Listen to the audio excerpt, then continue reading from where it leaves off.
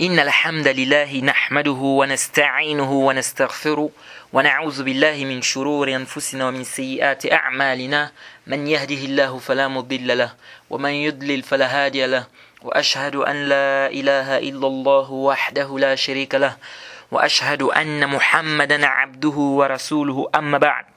Louange à Allah, le maître des circonstances, on le loue pour tout ce qu'il nous accorde comme grâce et comme bien, et on lui demande de déverser ses grâces et ses bénédictions sur le prophète Muhammad sallallahu alayhi wa sallam.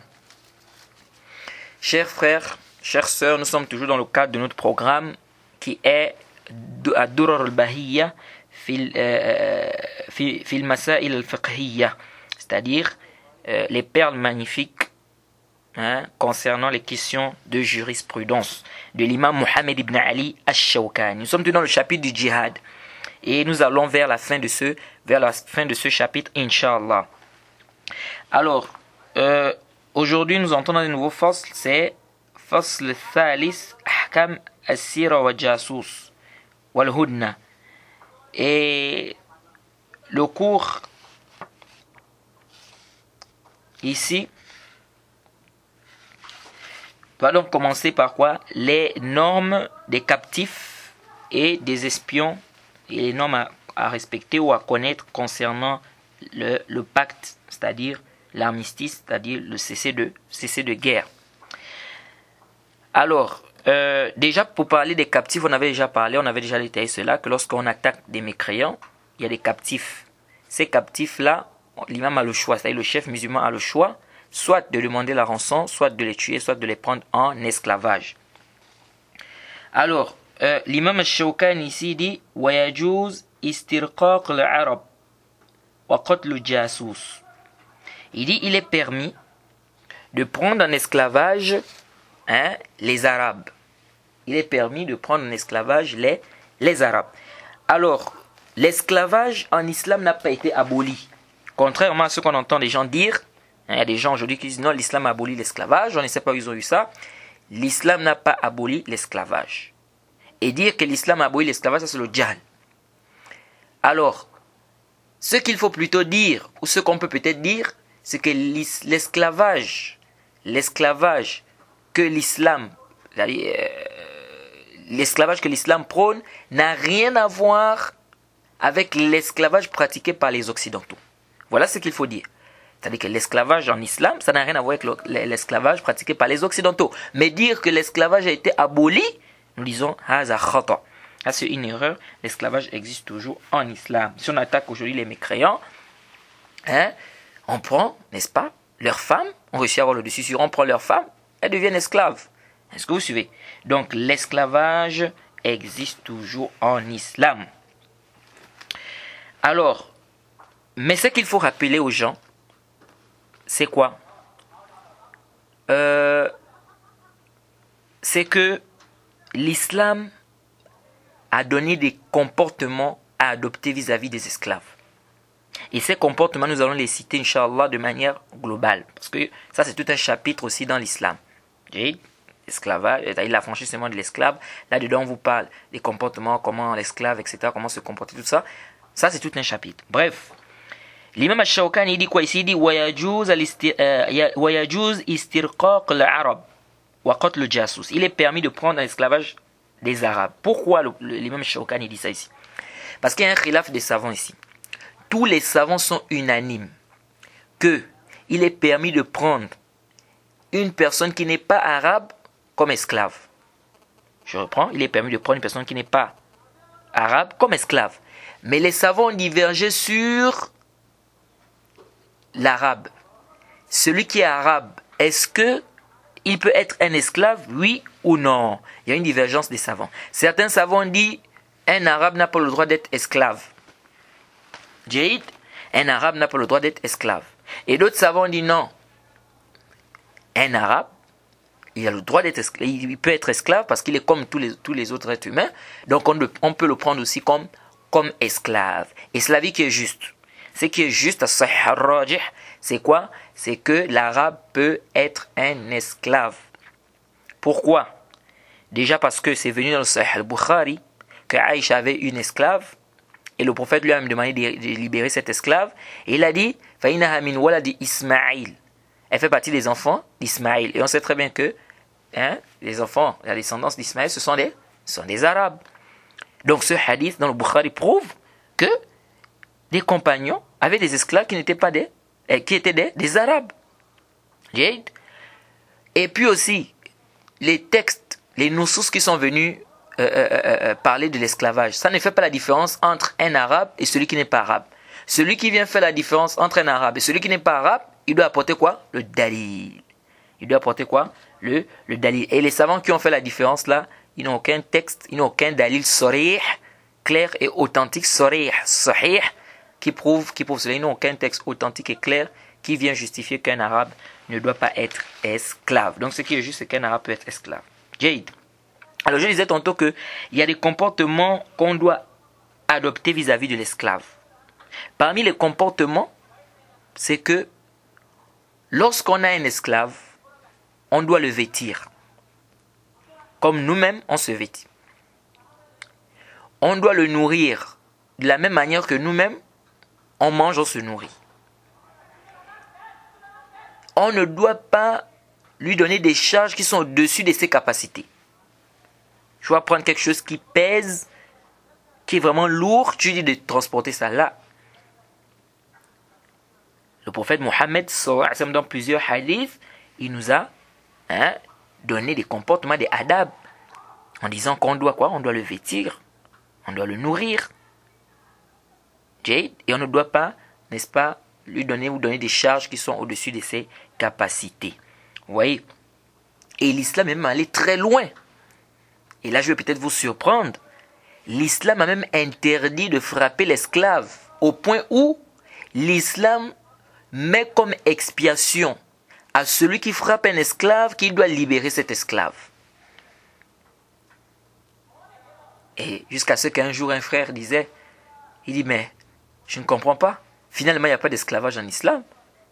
Si l'esclave, il doit manger ce que tu manges, il doit s'habiller comme tu t'habilles, il doit marcher, tu ne dois pas lui imposer des charges qui sont au-dessus de ses capacités, et tu ne dois pas le frapper. Il dit, mais finalement, il n'y a pas d'esclavage, il n'y a pas d'esclave en islam. Ça, c'est quel genre d'esclave, ça? Est-ce que vous voyez? Alors donc, l'esclavage en islam, il y a des adab, il y a des comportements, des choses à respecter. L'islam te demande de bien te comporter avec l'esclave. Et là-dedans, il y a une sagesse. C'est que cet esclave-là, s'il est par exemple mécréant, et que tu te comportes de cette manière avec lui, ça peut le toucher.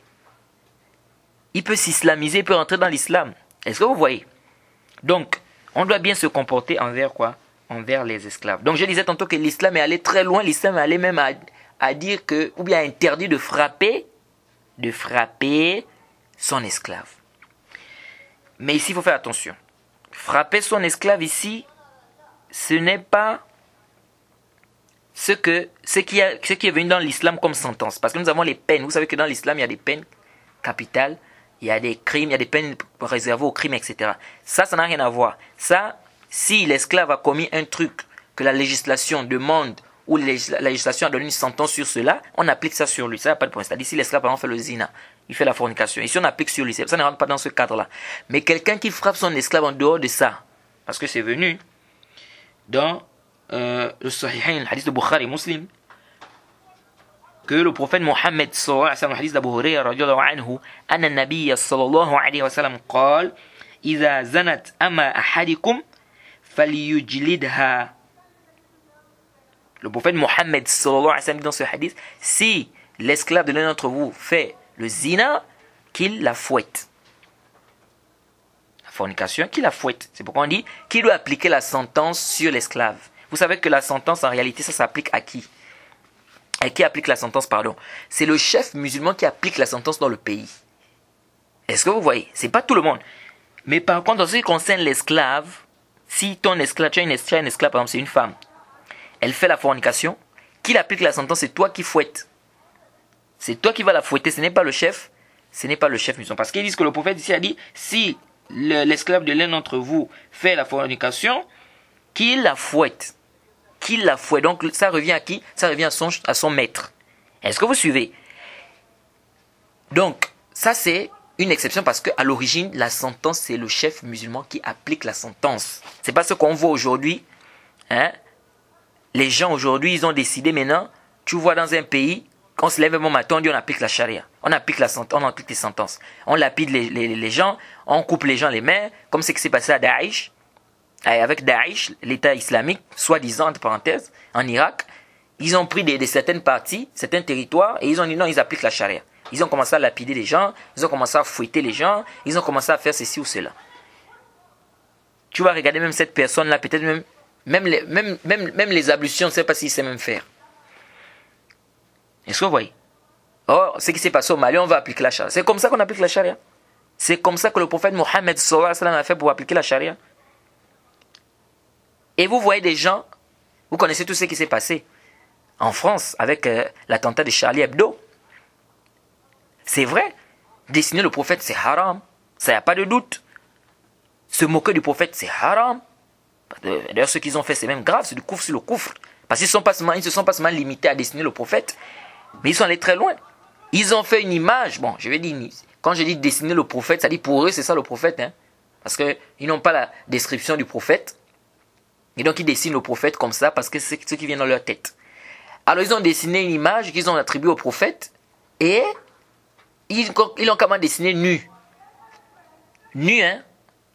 Regardez un peu ça. Au nom de quoi? Au nom de la liberté d'expression. Vous voyez? Le coufre sur le coufre. La mécréance sur la mécréance. Et maintenant on a vu aussi des musulmans qui se sont levés, on va aller tuer, on va aller venger le prophète. Venger le prophète, c'est comme ça qu'on venge le prophète. C'est comme ça qu'on venge le prophète. Subhanallah. Mais les musulmans aujourd'hui ont des problèmes. Et qui a dit que c'est toi qui dois appliquer une sentence? Si quelqu'un a fait quelque chose qui nécessite qu'on applique une sentence en islam, est-ce que c'est toi qui dois appliquer ça? Et puis qui vous a dit que toute personne qui a fait un acte qui nécessite qu'on le tue doit nécessairement être tuée? Qui vous a dit ça? Dans l'islam, il y a ce qu'on appelle le bab de masalih wal mafasid. Ça c'est très important. Ce chapitre-là, on doit comprendre. C'est-à-dire le chapitre de quoi? Des profits, des intérêts et des maux. Le mal et le bien. On doit juger le mal et le bien également. Dans cet acte-là, si on fait ça, quel est le pourcentage de mal qu'on peut avoir? Oui, ça c'est très important de comprendre ça. Le prophète Mohammed sallallahu alayhi wa sallam, dans le Sahih al-Bukhari, lorsqu'on a voulu tuer cet hypocrite-là, hein, Ibn Ubay, si je m'abuse, lorsqu'on a voulu le tuer, qu'est-ce qui s'est passé? Omar ibn al-Khattab, qu'est-ce qu'il a dit? Il a dit, oh messager, laisse-moi tuer cet homme-là. Qu'est-ce que le prophète Mohammed sallallahu alayhi wa sallam a dit? Le prophète a dit, tu veux que les gens commencent à dire que Mohammed tue ses compagnons? Et pourtant c'était un munafiq, c'était un hypocrite. Il a fait des choses graves qui nécessitaient normalement qu'on le tuait. Mais le prophète ici dit, tu veux que les gens disent que Mohammed tue ses compagnons. Pourquoi? Parce que pour les gens, ça c'est le comportement du prophète. Puisque l'hypocrite c'est qui? L'hypocrite c'est quelqu'un qui présente l'islam, mais au fond il n'est pas musulman. Et les hypocrites sont là dans la communauté du prophète Mohammed sallallahu alayhi wa sallam. Ne pensons pas, comme dit le cheikh Ibn Uthaymin rahimahullah, ne pensons pas que au temps du prophète, il y avait des hypocrites. Au temps du messager d'Allah. C'est-à-dire le meilleur temps. Parce que le prophète a dit khayru qarni, khayru qarni. C'est-à-dire le meilleur siècle, la meilleure époque, c'est mon époque. Ensuite, l'époque qui suit, ensuite l'époque. Donc c'est la meilleure époque. Il y avait des hypocrites à la meilleure époque. Maintenant, que dire de cette époque-là? Vous pensez qu'aujourd'hui, il n'y a pas des hypocrites? Ils sont bien là, les hypocrites. Alors, le prophète ici a laissé, il dit non. Parce que pour les mécréants, ça c'est pas un hypocrite, c'est un musulman parce qu'il présente l'islam. Donc si le prophète commence à le tuer, les gens vont dire quoi? Ils vont dire regardez, il commence lui-même déjà, il commence à tuer ses propres compagnons. Maintenant il nous demande de rentrer dans l'islam. Est-ce que vous voyez? Le prophète a vu ce qu'on appelle la mafsada. Il a vu le mal qui était derrière ça. Et il a fait quoi? Il a laissé. Et ça c'est important de comprendre. On doit comprendre ce bab là, c'est très important. C'est pas toute personne qui a fait forcément un acte où on doit le tuer, que nécessairement on doit le tuer. Là, si en le tuant, ça peut amener une mafsada qui est akbar. Ici on laisse. Ici on laisse. Jusqu'à ce que ça va même diverger. Pourquoi le prophète n'a pas tué celui qui avait fait la sorcellerie, qui l'avait ensorcelé? Est-ce que vous suivez? Donc ça c'est des... Et Allah dit quoi dans le Coran? وَلَا تَسُبُّوا الَّذِينَ يَدْعُونَ مِن دُونِ اللَّهِ فَيَسُبُّوا اللَّهَ عَدْوًا بِغَيْرِ الْعِلْمِ. N'insultez pas ceux que les idolâtres, les associateurs adorent en dehors d'Allah, en dehors du véritable, en dehors d'Allah subhanahu wa ta'ala, de peur qu'ils n'injurient le véritable Seigneur. Par quoi? Par manque de connaissance. Allez, clair, n'insultez pas ceux que les idolâtres adorent en dehors du véritable Seigneur, de peur qu'ils n'insultent le véritable Seigneur par manque de connaissance. Est-ce que vous voyez? Donc Allah nous a interdit insulter les divinités des associateurs. C'est interdit. Mais pourquoi Allah nous interdit ici? C'est parce que si on insulte leur divinité, eux également ils vont faire quoi? Ils vont riposter et ils vont insulter Allah subhanahu wa ta'ala. Et insulter Allah c'est grave que d'insulter une fausse divinité. Est-ce que vous voyez? Et donc Allah nous interdit d'insulter les divinités des associateurs. Pourquoi? Parce que si on le fait, quand eux ils vont insulter, ce qu'ils vont faire c'est plus grave. Est-ce que vous suivez un peu? Donc pour dire que dans l'islam nous avons ce qu'on appelle le bab de on doit regarder le mal et le bien. Est-ce que si je fais ça il y aura un bien ou il n'y aura pas un bien? Il y aura quel mal, il n'y aura pas un mal? Il faut regarder tout ça. C'est pourquoi même on vous dit le amr bil ma'ruf wa nahy anil munkar. Le fait d'ordonner le bien interdit le mal. On vous explique qu'il y a des étapes. C'est pas parce que tu as vu quelque chose qui est mal que nécessairement aussi il faut faire quoi? Le inkar. Là, parfois même c'est haram pour toi de faire le inkar ici. Ça c'est important. Cheikh al-Islam Ibn Taymiyyah rapporte qu'il est passé vers des gens, il a trouvé des gens en train de boire le vin. Et certaines personnes qui étaient avec lui, ils ont fait le inkar à ces gens-là qui étaient en train de boire le vin. Il a dit non, laissez-les boire le vin. Parce que le fait qu'ils sont en train de boire le vin ici, écoutez, hein, Cheikh al-Islam Ibn Taymiyyah, il dit quoi? Il dit le fait qu'ils boivent le vin ici, c'est mieux pour eux. Parce que s'ils ne boivent pas le vin, ils vont aller attaquer les gens, aller violer les gens, voler l'argent des gens, tuer les gens, faire n'importe comment. Alors que quand ils sont en train de boire le vin, ils sont occupés. Vous voyez? Donc ça c'est moins grave que ceux qui vont aller faire là-bas. Donc c'est pas parce qu'on a forcément vu un mal que nécessairement il faut faire le inkar, il faut réprimander ça. Non.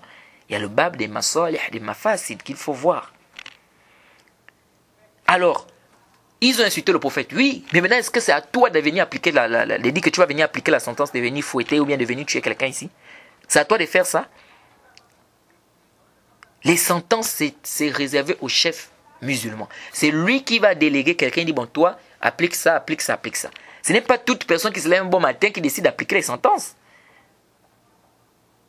Ça c'est le désordre. Et regardez ce que Oumar a fait ici. Regardez pour vous montrer que l'islam ce n'est pas, c'est-à-dire que le fort, c'est pas le désordre. Omar ibn al-Khattab il pouvait très bien tuer cette personne-là, cet hypocrite-là. Oui ou non, il pouvait le faire. Mais qu'est-ce qu'il a fait là? Demander la permission au prophète. Pour montrer que ce n'est pas tout le monde qui doit appliquer. C'est le chef qui doit te donner la permission de tuer tel ou tel. Il a fait le zina, ok. On doit fouetter. Qui fouette? C'est le chef qui doit décider. C'est le chef qui va ici appliquer les sentences. Ce n'est pas tout un chacun se lève. Il a vu quelqu'un qui a fait le zina sans regarder même les chouroutes. Tout. Allez, on prend ce monde et on fouette. Là. Quelqu'un a commis l'adultère, on prend, on lapide. Non, ce n'est pas tout le monde. Ça, il faut bien comprendre ça. Donc ça, c'est le désordre que ces gens-là ont eu à faire. Si c'est bien et bien prouvé que c'était des musulmans, parce que ça, c'est encore un autre débat aussi. Beaucoup en disaient, oh non, est-ce que c'était des musulmans, c'était pas des musulmans. Bref, que ce soit des musulmans ou pas, ça, c'est pas permis. C'est-à-dire, de dire que, parce qu'on a insulté le prophète, et puis vous dites que non, vous allez tuer la personne, en disant, on va venger le prophète. C'est pas comme ça qu'on venge le prophète. C'est pas comme ça qu'on venge le prophète. Et d'autres, on veut faire des manifestations. Quelles manifestations? C'est comme ça que le prophète Mohammed s'est comporté. Donc déjà, vous faites un moukha à la fin ici, c'est que vous voulez appliquer une sentence alors que ce n'est pas à vous d'appliquer ça. Parce qu'il a fait le kouf, lui. Le kouf, c'est le kouf. Déjà, c'est des mécréants. Et ils ont encore ajouté le kouf sur le kouf. Et ça, c'est encore un autre débat là-bas entre les savants là-bas. Un mécréant qui est un zimi, par exemple, qui vit dans une terre islamique, un exemple, c'est déjà un mécréant. Mais s'il fait encore, il insulte par exemple par là, il insulte la religion, il insulte le prophète. Est-ce qu'on doit le tuer? Tout ça, c'est encore un autre débat là-bas. Bref. Deuxièmement, Comment est-ce que vous pensez que c'est aujourd'hui qu'on insulte le prophète Mohammed sallallahu alayhi wa sallam?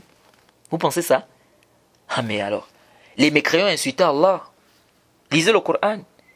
Les mécréants insultaient le prophète. C'est pas aujourd'hui que le prophète est insulté. Le prophète est insulté depuis. Que ce soit dans le Coran, lisez le Coran. C'est un magicien, il est ceci, il est cela, c'est dans le Coran. On a insulté le prophète. On se moquait du prophète. Le prophète Mohammed sallallahu alayhi wa sallam a demandé à ses compagnons que bon, comme on m'a insulté là, sortez, allez-y me venger. Sortez, allez-y faire ceci ou cela. Regardez ça, c'est venu dans le Sahih al-Bukhari. Sahih al-Bukhari, le hadith d'Abdullah ibn Mas'ud. Le prophète Mohammed sallallahu alayhi wa sallam est en train de faire la prière. Le sujoud. Il est dans le sujoud. À côté de la Kaaba. Un associateur, un mécréant, demande à ceux qu'on vienne déverser les déchets de la viande des animaux sur le dos du prophète pendant qu'il est en train de faire le sujoud. Et ils étaient en train de se moquer du prophète. Regardez, hein. Ils sont venus déverser les déchets là sur le prophète et ils ont commencé à se moquer du prophète. Abdullah ibn Mas'ud était debout. Il dit, je ne pouvais rien faire. Regardez ce qu'on est en train de faire au prophète. Abdullah ibn Mas'ud est debout, il dit, il ne pouvait rien faire. Pourquoi? Parce qu'il n'y a pas la force. Parce que s'il fait quelque chose, ça peut amener une mafsada qui est akbar, qui est plus grand, qui est plus grave. Et après, on est allé dire à Fatima que voilà, on a ce qu'on est en train de faire. Ton père est venu en courant, il a enlevé la saïté. Et elle s'est fâchée. Mais est-ce que les compagnons sont sortis? Non, allons-y venger le prophète. Qui sont ceux qui sont venus faire ça aller? On doit les tuer. Non, pourquoi? Parce qu'ils sont dans un état qui est géré par des koufars. Il n'y a pas encore la force. Ça, c'est la voix des salafs. Ça, c'est la voix des compagnons. Toi, tu viens avec tes afkars, tes fikriyat, tes choses, on ne sait pas où tu vas chercher ça. C'est comme ça que le prophète Mohammed sallallahu alayhi wa sallam s'est comporté. Vous voulez vraiment montrer l'exemple, le modèle? Suivez ce que le prophète a demandé de faire. Lorsqu'on ne veut pas suivre ce que le prophète a fait, qu'est-ce qui se passe? C'est le désordre qu'on est en train de créer. Regardez ce qui s'est passé en France. Après l'attentat de Charlie Hebdo, vous savez ce qui s'est passé? Un frère de France qui me montrait, il me dit, après l'attentat de Charlie Hebdo, il y a eu plein de désordres en France. Il y a des mosquées qui ont été brûlées. Il y a des gens qui ont tapé en route, des musulmans qui ont tapé en route n'importe comment. Et même là, jusqu'à ce qu'un frère de France nous dit qu'il est devant un magasin avec sa voiture, il est garé. Tranquillement, il est garé. Hein. Il est venu accompagner sa femme avec sa belle-mère. Ils sont venus faire des courses. Bon, il sait que les femmes, souvent, quand elles rentrent dans les magasins, là, elles prennent un peu beaucoup de temps, etc. Lui, il a préféré rester dans la voiture pour lire son journal, etc. Ou son livre. Il est pour lui dans la voiture. Il voit une femme qui vient à sa voiture et elle commence à cogner. Il s'étonne, mais qu'est-ce qui se passe? Il fait descendre la vitre. Elle lui dit, mais bon, mon frère, vraiment, est-ce que tu peux quitter de là parce que y a des gens qui sont dans le magasin là. Depuis là, ils sont en train de parler, ils sont en train de te regarder et ils disent que tu es bizarre. Et certaines personnes disent qu'ils risquent d'appeler la police. Le gars était dépassé. Il dit, mais attends, mais les gens deviennent malades dans ce pays-là. Est-ce que vous voyez? Quelqu'un est dans sa voiture pour lui garer. Il attend sa famille. Les gens rentrent dans le magasin, ils sont en train de le regarder en disant qu'il devient bizarre. Comme il avait aussi la barbe là, les gens sont en train de dire qu'il est bizarre et qu'ils risquent d'appeler la police. Qu'est-ce que le gars a fait? Il n'a pas cherché à comprendre. Et c'est un étudiant qui est ici à Médine. Mais il est allé en France, c'est-à-dire qu'il a pris comment on appelle, une dérogation pour aller en France. Alors il a été obligé de prendre sa voiture, tourner, et il est directement allé se placer là où il y avait les policiers. Oui, parce que des gens pouvaient sortir comme ça et le taper sans raison. Soit disant il est louche. Est-ce que vous voyez à quel niveau les gens sont arrivés? Et ça, c'est après l'attentat de Charlie Hebdo. Hein. Des mosquées ont été brûlées. On a tapé des gens, des musulmans pour rien. Est-ce que vous voyez? Ça causait un bien ou ça causait un mal aux musulmans? Ça causait un mal aux musulmans. Pourquoi? Parce qu'on ne veut pas suivre ce que l'islam demande de faire. On ne veut pas suivre ce que la sunna nous demande de faire. Et c'est comme ça que les gens ont toujours des problèmes. Alors, Musta'an. Et jusqu'à ce que un autre frère de France me dit que on a même obligé dans une école, on a obligé aux enfants de faire un dessin. Et on leur a demandé de dessiner le prophète Mohammed. Et un petit enfant qui a refusé, parce qu'il a dit non, moi je suis musulman, on nous interdit de faire ça, je ne peux pas dessiner le prophète. Et la maîtresse en classe lui a dit, tu vas dessiner le prophète. Tu vas dessiner le prophète. Jusqu'à ce que l'enfant, ils ont forcé l'enfant à dessiner un dessin. Il a dessiné, mais l'enfant a dit à sa mère après qu'ils m'ont demandé de dessiner le prophète, mais moi j'ai dessiné quelqu'un comme ça, mais je n'ai pas mis que c'est le prophète. Regardez à quel niveau on est arrivé. On force maintenant les enfants dans les écoles maintenant de dessiner le prophète Mohammed sallallahu alayhi wa sallam. Vous voyez comment le koufre pousse les gens à faire. Mais les gens pensent qu'ils vont stopper l'islam. Non. Ça c'est la religion d'Allah. Ne te fatigue pas. Tu veux faire un combat avec Allah, tu te fatigues. Et regardez comment les gens ne font que rentrer dans l'islam. Tout récemment, on m'a dit qu'il y a encore des gens qui se sont islamisés là en France. Après l'attentat, toujours après l'attentat. Des fois qui se sont islamisés en France. Donc malgré ça, les gens rentrent quand même dans l'islam. Donc vous voyez un peu que nous, en tant que musulmans, nous devons donner des bons comportements. Et nous avons nos salafs. Nous devons retourner vers nos salafs, ceux qui nous ont précédés. Comment ils se sont comportés, le prophète Mohammed, comment il s'est comporté, les compagnons. Et non pas d'amener quoi? D'amener les falsafats, de vouloir philosopher, apporter nos afkars qui ne sont basés sur aucun dalil, aucun nos, mais seulement c'est la passion, c'est le hawa. Moi j'aime le prophète. On te dit le prophète a demandé de garder la barbe, tu es le premier à raser la barbe. Et puis tu sors, tu dis tu veux faire les muzaharat, tu es dehors, tu dis non, il faut qu'on sorte, on fasse des manifestations parce qu'on a insulté notre prophète. Mais le prophète te dit de garder la barbe, tu refuses. C'est l'amour du prophète, ça. Allah dit dans le Coran, In kuntum tuhibbuna Allah fattabi'uni yuhibbukum Allah wa yaghfir lakum dhunubakum. Si vous aimez réellement Allah, suivez-moi. Allah va vous aimer et vous pardonner vos péchés. Vous aimez Allah, suivez le prophète. Tu aimes le prophète, suis le prophète. C'est ça l'amour du prophète. C'est ça l'amour du prophète. Le prophète a dit, on fait la prière, tu as la mosquée. Tu respectes ce que l'islam t'a demandé de faire. Mais quant au fait de faire le mukhalafa du din, du shara', mais quand il s'agit de faire des sorties, de crier et tout, tu sors pour dire que non, tu veux sortir. Là, tout ça c'est le balbala, tout ça c'est le désordre. Alors donc je disais que la sentence, c'est pas n'importe qui applique la sentence. C'est le chef musulman. Dans ce qu'on a vu là, Charlie Hebdo, ou dans d'autres pays, où on voit des gens qui s'irrigent, qui disent qu'ils veulent appliquer la sentence comme ça, parce que quelqu'un fait un acte qui nécessite qu'on le tue ou quoi, tout ceci, ça n'a pas de asl. C'est quoi? C'est le balbala, c'est le fawda, c'est le désordre. Alors donc je disais tantôt que l'islam nous a interdit même de frapper l'esclave. À quel moment? J'ai bien dit, ici, frapper, si ce n'est pas les sentences que l'islam a mis. C'est-à-dire, quand l'islam dit par exemple que celui qui fait l'adultère, la fornication, pardon, on doit le fouetter, ça ne rentre pas dans ce cadre-là. Mais quelqu'un qui frappe son esclave comme ça, par exemple, il est énervé, il frappe l'esclave. Quelle est sa sentence? C'est venu dans le Sahih Muslim.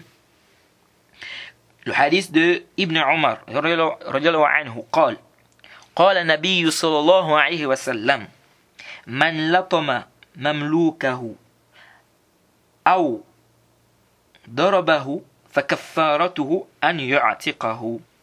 Le prophète Mohammed sallallahu alayhi wa sallam a dit, celui qui va frapper son esclave au visage ou qui va le frapper, l'expiation de cela c'est qu'il l'affranchisse. Hadith dans le Sahih Muslim. L'expiation de cela c'est qu'il l'affranchisse. De là, les savants ont divergé.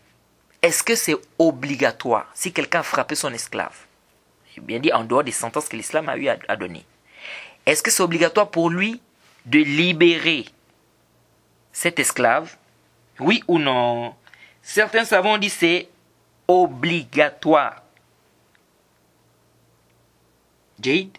D'autres savants ont dit non. C'est mustahab, c'est-à-dire c'est préférable. C'est pas obligatoire. D'autres ont même dit, dès l'instant qu'il frappe cet esclave-là, cet esclave est devenu libre. C'est-à-dire, dès l'instant qu'il frappe là, l'esclave est devenu libre. Mais c'est que sahih ar-rajih, c'est quoi? C'est que c'est obligatoire. Si tu frappes l'esclave, c'est obligatoire de libérer cet esclave. Et ça, c'est l'avis de beaucoup des savants, parmi lesquels le cheikh Mohammed Nasr Din al-Albani, rahimahullah. Si tu frappes un esclave, c'est obligatoire pour toi de le libérer. Le dalil, déjà le premier hadith qu'on a cité, puisque le prophète a dit فَكَفَّارَتُهُ. son expiation, c'est que tu libères cet esclave. On ne peut parler d'expiation que dans quelque chose qui est un péché. Ça veut dire que si tu refuses de libérer, tu es en train de pécher. C'est-à-dire si tu frappes l'esclave et tu refuses de libérer cet esclave, tu es dans le péché. Parce que le prophète a dit le kafaro de ça, c'est-à-dire l'expiation de ça, c'est quoi? C'est de libérer cet esclave. Donc ça montre clairement ici que c'est obligatoire. Deuxièmement, c'est venu dans le Sahih Muslim, le hadith de Abu Mas'ud.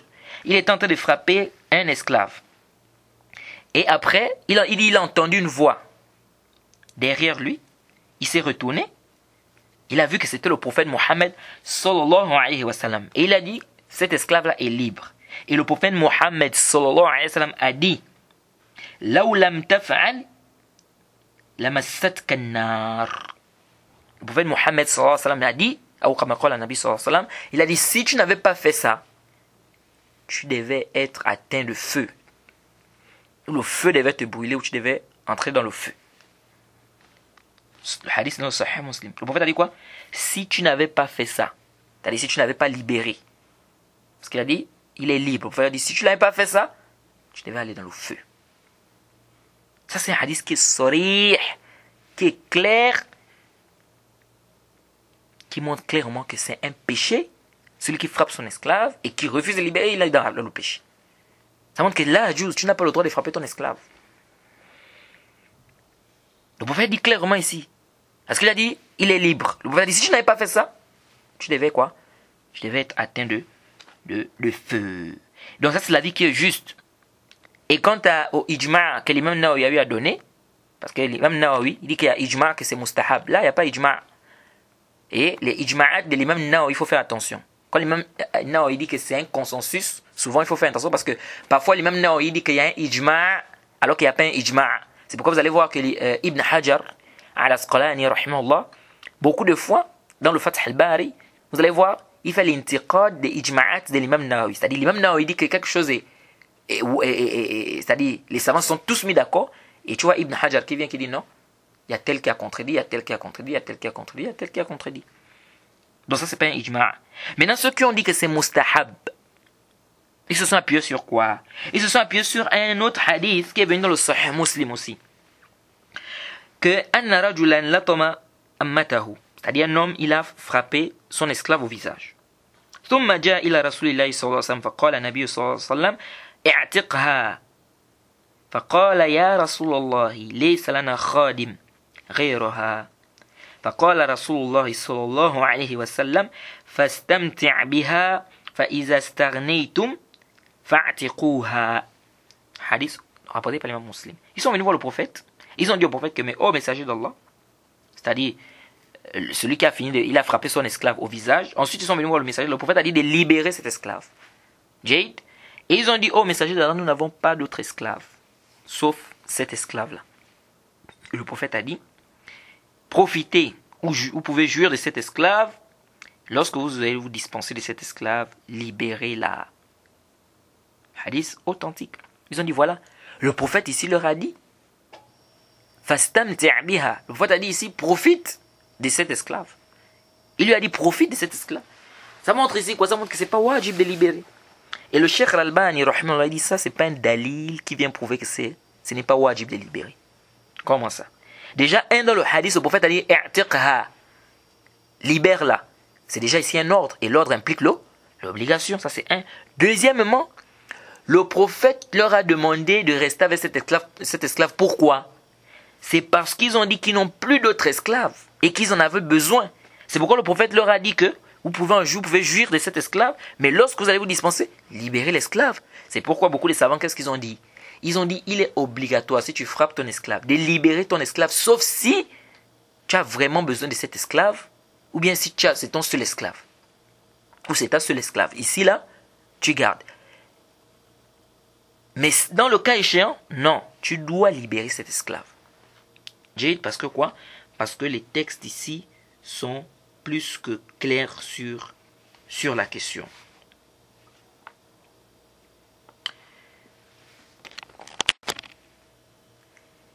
Et aussi, une autre chose aussi, c'est qu'on n'a pas le droit de prendre un de ses parents normalement esclaves. Quelqu'un qui est mahram pour toi, tu n'as pas le droit de le prendre comme esclave. Parce que certains ont dit qu'il s'agit des frères et du papa et de la maman. D'autres ont dit tout zi mahram. Tout celui qui est ton mahram. Tout celui qui fait partie des gens de ta famille. Hein? C'est quoi? C'est haram. C'est pourquoi c'est venu dans les Sunan Ibn Majah. Le hadith d'Ibn Umar radiallahu anhu. Anna nabiyya sallallahu alayhi wa sallam qal man malaka za mahram fahuwa hurr. Hadith authentifié par le Cheikh Al-Albani et bien d'autres. En fait, on dit celui qui va avoir en sa possession un de ses parents qui le libère. Jade, c'est-à-dire quelqu'un qui est de la même lignée que lui, de la même famille que lui. Lien de parenté ici. Jade. Donc, ça c'est un hadith aussi qui nous montre ici qu'on ne peut pas prendre, quelqu'un ne peut pas prendre par exemple son père ou sa mère comme étant un esclave. Et ici, certains ont voulu rendre ce hadith-là faible en disant que non, tafarrud abi siqa, c'est un siqa qui a fait le tafarrud, c'est lui aussi qui a rapporté le hadith, mawqouf, marfou, pardon. Les autres ont rapporté ça mawqouf, donc c'est machin, on dit là, le hadith est sahih. Lèche. Parce que celui qui a rapporté le hadith, il a rapporté les deux versions. La version qui est mawqouf et la version qui est marfou. Ça montre quoi? Lorsqu'un rapporteur s'isole avec un hadith, s'il rapporte le hadith en marfou' et que les autres, la majorité des rapporteurs ont rapporté ça mawqouf, on peut dire que la version qui est marfou' est shaz. On peut le dire. Mais lorsque ce rapporteur-là rapporte les deux versions, la version qui est marfou' et la version qui est mawqouf, ici ça prouve quoi? Ça prouve qu'il a bien mémorisé. Ça prouve qu'il a bien mémorisé. Si c'est pas ici, c'est pas shaz. Parce que s'il rapporte la version mawqouf et il rapporte aussi la version marfou', c'est qu'il a bien mémorisé. Sinon, il devait juste rapporter la version marfou'. Donc, il rapporte d'abord la version que tout le monde a rapportée, qui est mawqouf, et ensuite il rapporte la version marfou'. Donc, c'est qu'il sait très bien ce qu'il est en train de dire. Et ça, vous voyez. Donc, ça, c'est parmi des asbab comme ça que vous voyez les gens, les ilm al-hadith. Ils font quoi? Ils font le tashih d'un hadith. Vous voyez, ça, c'est parmi les indices qui nous montrent ici que le hadith ici n'est pas chaz. On le prend. Et puis, c'est pas à tout moment aussi qu'un rapporteur s'isole avec un hadith que ça devient chaz. Là, il y a des conditions, il y a des dawabit, c'est pas à tout moment. Et le bab des shuzuz, comme on dit toujours aux gens, ce sont les kibars, ce sont les savants. Parce qu'on voit aujourd'hui des gens qui viennent, oh, chaz. Tu demandes même chaz, c'est quoi? Il ne connaît pas. Quelles sont les paroles des savants sur le hadith chaz? Il ne connaît pas. Quels sont les shurut pour qu'un hadith soit chaz? Il ne connaît pas. Les khilaf des savants sur la définition du chaz? Il ne connaît pas. Mais il entend dire chaz. Là. Le hadith shaz, c'est le hadith marginal. Bref, ce n'est pas un cours de mustalah ici. Mais ici, ce que je voulais dire de manière âme, c'est quoi? C'est qu'on doit bien se comporter envers les esclaves. On doit bien se comporter envers les esclaves. Et cela peut attirer également ces esclaves-là à devenir des musulmans. Donc, quand l'imam al-Shawkan ici dit « Wayajuz istirqaq al-arab », ici c'est plus que clair. Qu'il n'y a pas de différence entre faire d'un arabe un esclave, oui ou non. Si un arabe est un mécréant, par exemple, et ça aussi il faut que vous le sachiez, parce qu'il y a des gens qui pensent que tous les arabes sont des musulmans. Ça c'est les jahala, les ignorants. Beaucoup des ignorants pensent que tous ceux qui sont arabes sont musulmans. C'est faux. Une fois, je discutais avec quelqu'un, j'ai dit, mais attends, tu ne sais pas qu'il y a beaucoup des arabes qui sont des mécréants, même en Égypte là. Quand tu entends les grands prêtres là, machin, il y a des grands prêtres égyptiens là qui sont des arabes. Il m'a dit non, les arabes c'est des musulmans. J'ai dit mais ça c'est le djahal. C'est le djahal. Ou parce que tu es enfermé dans le Gabon, tu ne vois, et même si on n'a même pas besoin de voyager pour savoir que ce n'est pas tous les arabes qui sont des musulmans. Ça c'est vraiment l'ignorance. Vous voyez. Alors donc, si on a par exemple un arabe qui est mécréant par exemple, et qu'on attaque par exemple un pays du Koufre, pays de mécréants, et on réussit à avoir cet arabe-là en captivité, on peut faire de lui un esclave. Vous voyez. On peut faire de lui quoi?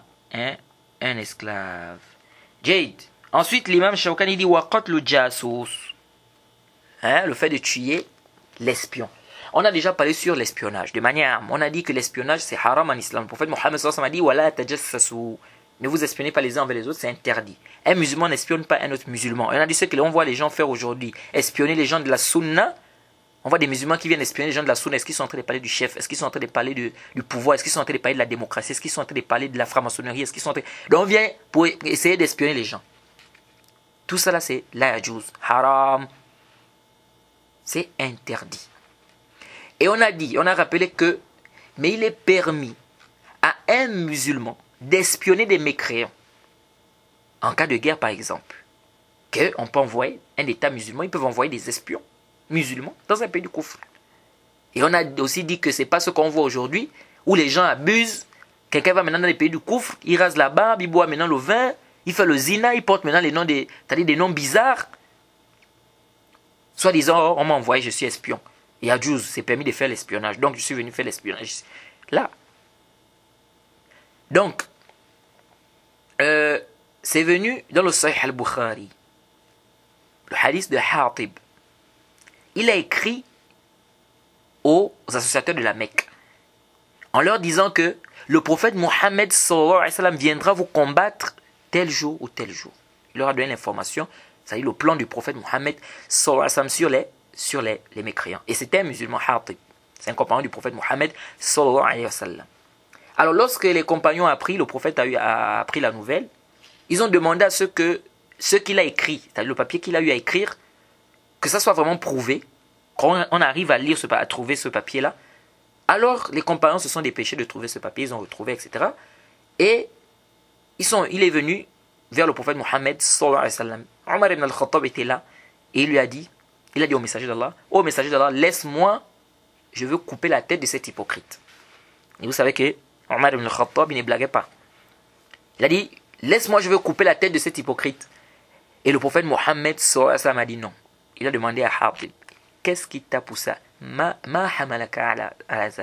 Qu'est-ce qui t'a poussé à faire ça?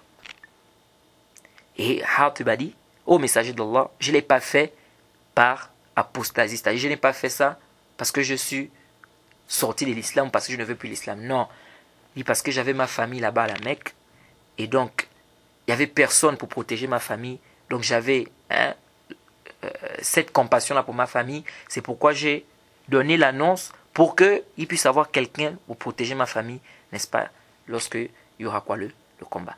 Et le prophète Mohammed sallallahu alayhi wa sallam a dit quoi, que Allah subhanahu wa ta'ala a pardonné aux gens qui ont participé à la guerre de Badr, et il a dit i'malu ma shi'tum laqad ghafartu lakum. Il a dit faites ce que vous voulez, je vous ai pardonné. Ça c'est un hadith important dans ce chapitre. Avant qu'on ne rentre d'abord dans les tafasil, déjà je tiens à rappeler un point qui est important et qui a un rapport avec la croyance.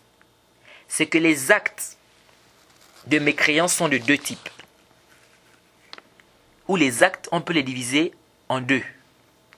Nous avons des actes qui sont clairs que ça c'est du koufr.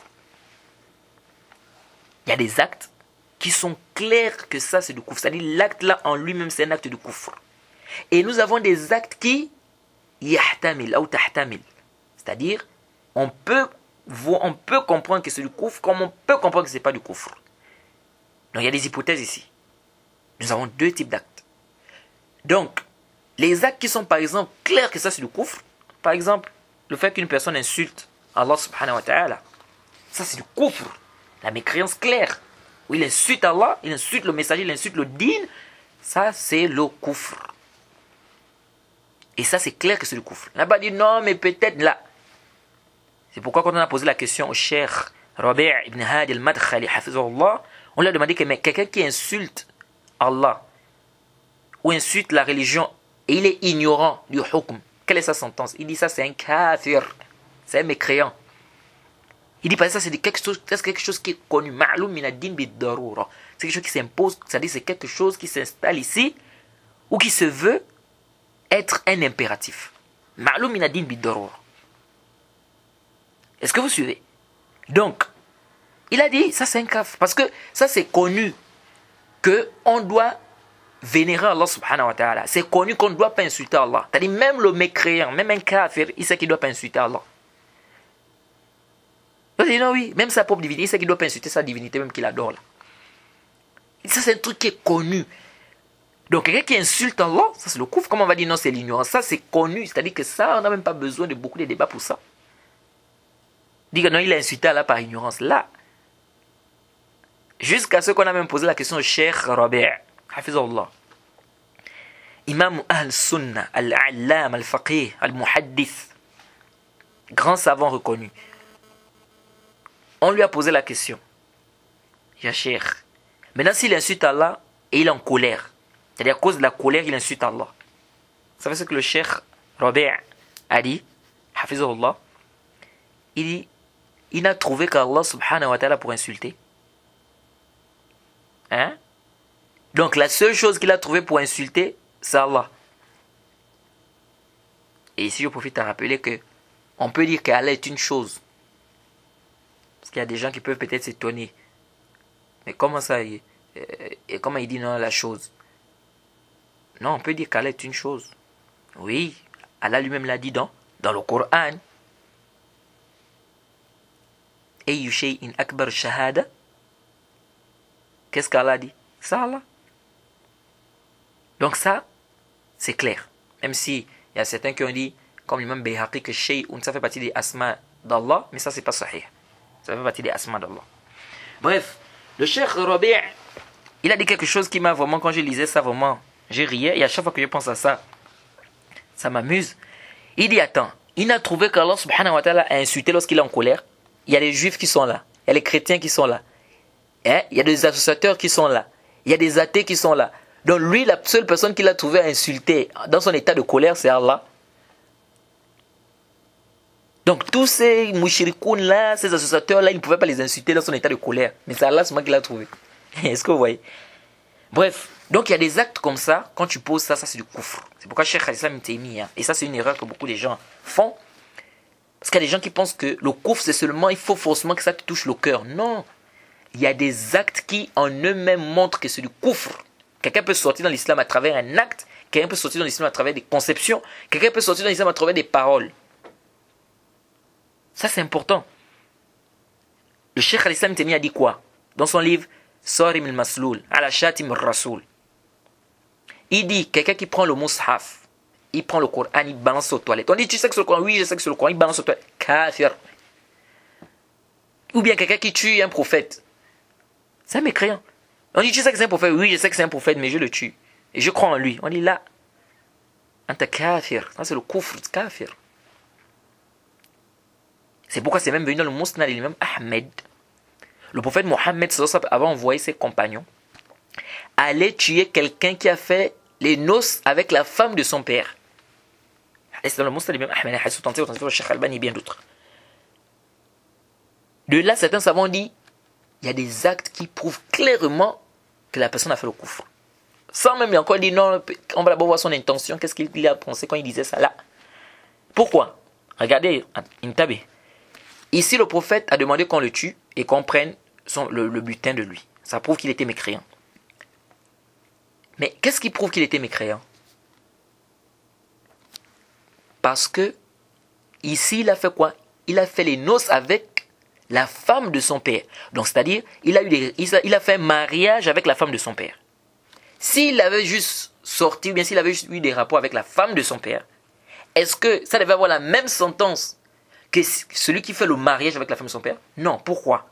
Parce que celui qui a des rapports avec la femme de son père, il peut reconnaître que c'est haram. Il dit oui, c'est haram ce que je suis en train de faire, mais il peut peut-être avoir des rapports avec elle. Mais ici, c'est que c'est haram.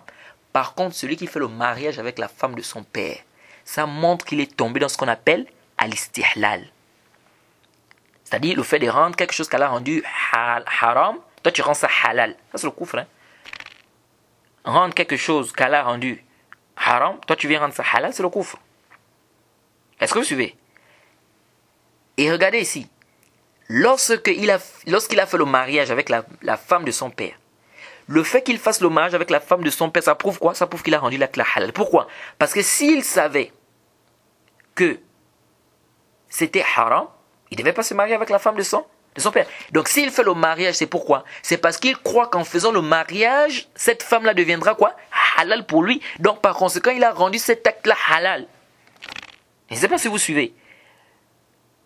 Parce que, pourquoi il a fait le mariage? C'est parce que quand on fait le mariage, c'est quoi? C'est parce qu'on veut être on veut être dans le licite. Donc il a su que s'il sort comme ça avec sa maman, c'est dans l'illicite. Donc il faut qu'il se marie. Et donc en se mariant, ça devient licite. Donc par contre, ce qu'il a rendu licite, c'est qu'elle a rendu quoi? haram. Et là, c'est le kufr. C'est pourquoi quand on a apporté ce hadith, le cheikh Rabi' ibn Hadi al-Madkhali, on lui a montré le hadith. D'abord, quand on a apporté le hadith, on lui a dit que le hadith, d'abord on a amené le hadith, il a dit est-ce que le hadith est authentique? Et on a dit non, le cheikh Albani a authentifié ça. Hein, ils ont dit le cheikh Albani a authentifié ça. Et le cheikh Rabi' a dit nous on n'est pas là pour faire le taqlid du cheikh Albani. C'est-à-dire que c'est pas parce que le cheikh Albani est authentifié qu'automatiquement on doit accepter. Et c'est comme ça nous savons. Nous savons ne sont pas là pour faire le taqlid les uns envers les autres n'importe comment. Non. Même si on dit que le taqlid on peut le faire dans des cas bien spécifiques. Jade, mais c'est un savant. C'est pas tout ce que le cheikh Albani a dit qu'il doit forcément prendre. Non. Et c'est un muhaddith. C'est vrai, c'est son professeur. Le cheikh Albani c'est le professeur du cheikh Rabi'. Mais ici, ça veut dire que tout ce que le cheikh Albani doit dire, il doit seulement avaler, il doit seulement prendre. Il n'est pas là pour faire le taqlid du cheikh Albani. Et c'est comme ça que nous s'avançons. Et quand le cheikh Rabi' a regardé le hadith, il dit ce genre d'acte-là, ça c'est le kufr. Ce genre d'acte-là, c'est le kufr. Jade. Donc il y a des actes que quand tu poses ça, c'est du kufr net. Sans même beaucoup débattre. Maintenant nous avons des actes que lorsque la personne pose, yahtamil. C'est-à-dire, il y a des suppositions ici. Ça peut être du kufr comme ça peut ne pas être du kufr. Ça dépend des intentions, ça dépend. Là, on revient, on pose la question. Quand tu as fait ça, pourquoi tu as fait ça? Qu'est-ce qui t'amène? Comme ici. Je vais dire non, mais il a pris les koufars comme alliés. Parce qu'il va quand même en cachette, il va donner le plan des musulmans. Ça, c'est comme l'hypocrisie. Donc, c'est comme s'il est avec les musulmans, mais il n'est pas avec les musulmans, il va en cachette donner, etc. Est-ce que vous vous souvenez un peu? Donc, quelqu'un peut venir ici, non, ça c'est du kufr, mais on dit là, khata. C'est pourquoi les gens qui viennent, qui disent non, celui qui prend les koufars comme alliés, c'est un mécréant. Comme ça, sans tafsil, sans détailler, là, yahi, khata. Il faut faire le tafsil, il faut détailler. Et donc, cet acte-là, on peut comprendre du kufr, comme on peut ne pas comprendre le kufr. C'est pourquoi le prophète Mohammed, parce que Omar ibn al-Khattab, il a vu quoi ici? Lui, il a vu ici le kufr. Et c'est pourquoi le prophète demande à Hatib que pourquoi tu as eu à faire ça? Et c'est à lui de dire que je ne l'ai pas fait. C'est-à-dire, comme je ne l'ai pas fait parce que je suis sorti de l'islam, parce que je ne voulais plus de l'islam, non. Est-ce que vous suivez un peu? Donc, pour dire qu'il faut faire très attention par rapport aux actes de kufr. Et il faut faire attention sur les ahkam de kufr, kafir, comme ça. Il faut faire très attention, les frères. Ça, c'est des sujets repartants chez les savants. Moi, je répète toujours ça aux frères. Que les sujets des takfir, oh, tel est kafro, il n'est plus musulman, oh, il est kafro. Repartons chez les savants. Une sentence à âme, c'est normal. Celui qui fait comme ça, il est kafr. Celui qui fait comme ça, il est kafr. Ça, c'est les sentences à âme, c'est général. Et les gens, beaucoup de gens ne comprennent pas ça.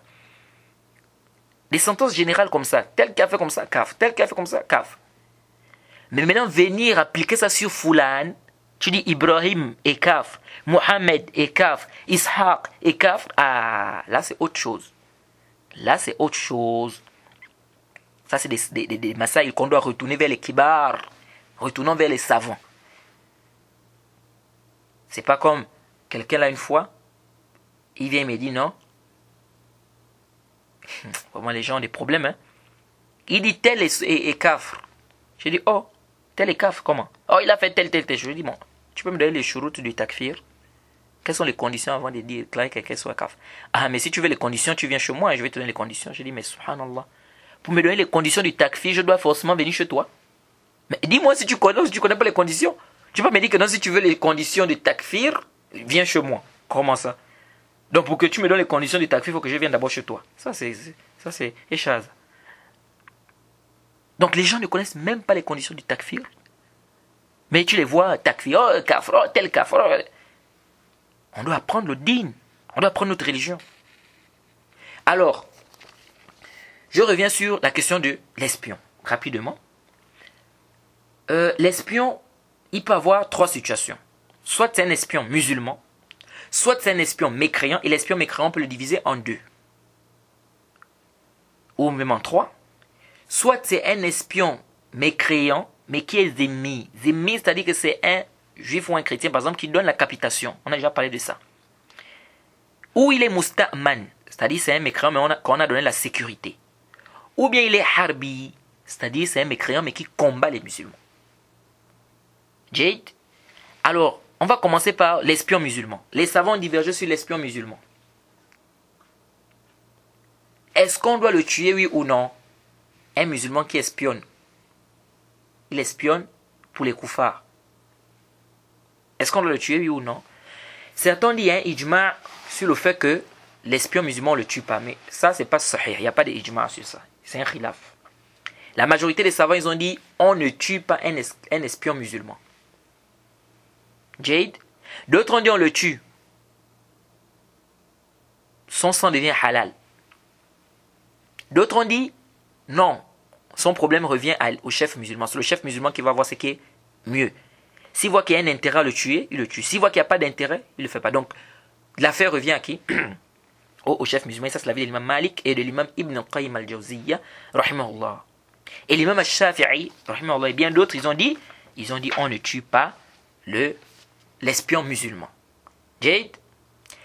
Et tous les groupes, c'est-à-dire les savants qui ont divergé sur cette question, ils se sont tous appuyés sur un texte. C'est le hadith de Hatib qu'on a cité tout à l'heure. Tous se sont appuyés sur le même texte. Maintenant, ils ont divergé sur quoi? Sur la compréhension du texte. C'est pourquoi vous allez parfois trouver des savants qui divergent. Et ils ont tous le même dalil. C'est-à-dire chacun s'appuie sur un même dalil. Mais ils divergent sur la compréhension. Jade, on va commencer avec l'avis d'Ibn Qayyim. Ibn Qayyim, rahimahullah, il s'appuie sur le hadith. Il dit que ce hadith de Hatib là, qu'on a cité précédemment, ça prouve ici qu'on peut tuer. Il est permis de tuer qui?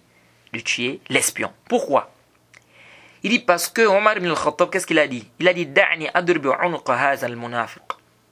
Omar ibn al-Khattab, anhu, il a dit au messager d'Allah, laisse-moi, je veux couper la tête de cet hypocrite. Il dit, et le prophète ici n'a pas fait le inkar. Mais le prophète Mohammed sallallahu alayhi wa sallam n'a pas permis qu'on le tue. Pourquoi? Le prophète n'a pas permis qu'on le tue parce que le prophète a dit quoi? Il a dit, fait partie des gens de Badr. Et Allah a dit aux gens de Badr, faites ce que vous voulez, je vous ai pardonné. Donc ils disent ici, Ibn Qayyim et les savants qui ont cet avis, ils disent ici, le prophète Mohammed n'a pas permis de le tuer. Pourquoi? Parce qu'il faisait partie des gens de Badr.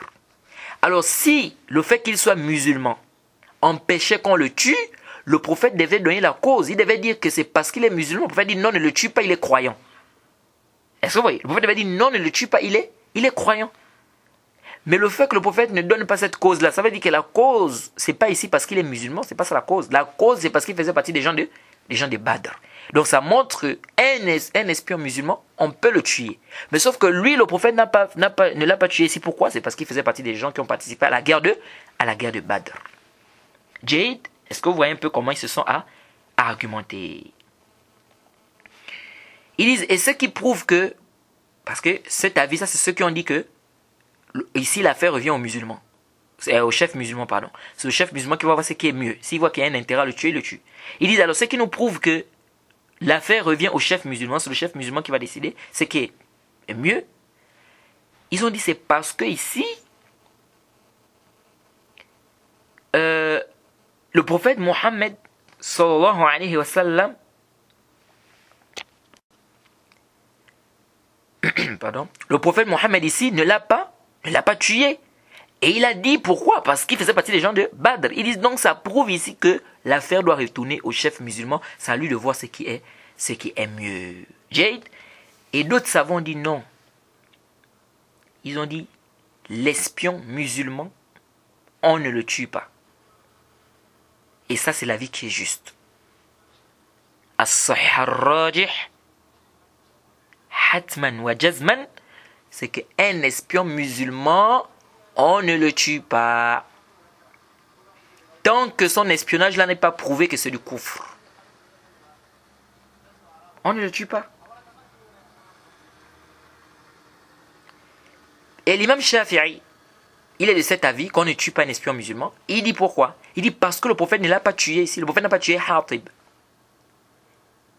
Alors si l'espionnage rendait le sang du musulman licite, le prophète devait le tuer, il ne devait pas le laisser.